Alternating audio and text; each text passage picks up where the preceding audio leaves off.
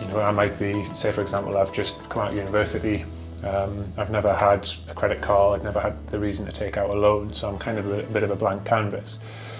To someone in that position, what sort of things would they want to consider before, as they maybe start to think about buying a property and, obviously the implications of their credit file?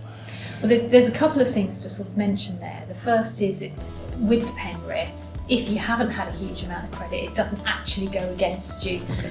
Much as we want to make sure any you've maintained well, if you are a bit of a blank canvas and maybe you're not keen on taking out credit, because there are some people out there that really do live quite traditionally and sort of work by the belief that if I can't afford it, then I'll wait, or I'll go without. You don't have to take it if you want to come to Penrith just to build up your credit profile. But if you are generally looking at your credit score health and you want to improve it, then yes, having some facilities there certainly will help improve that score for you overall.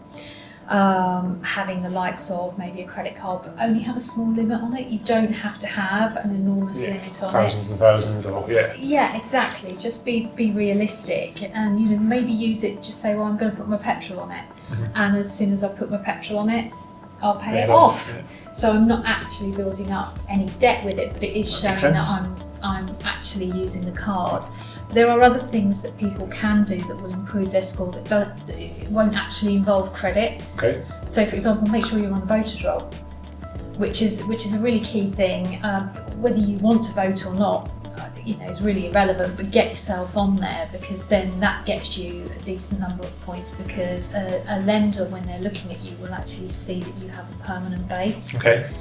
And then if you do have commitments, make sure you get them set up with regular payment facilities. So pay your credit card minimum balance on a direct debit. Don't wait to go into the bank to do it, because something will happen to stop you getting there to make that payment, and then it's registered as a late, which is just so frustrating. Even if it's the minimum amount that you pay each month by DD, at least you're avoiding that late payment marker as well. So there's a couple of things that you can do there without having to take out excessive amounts of credit.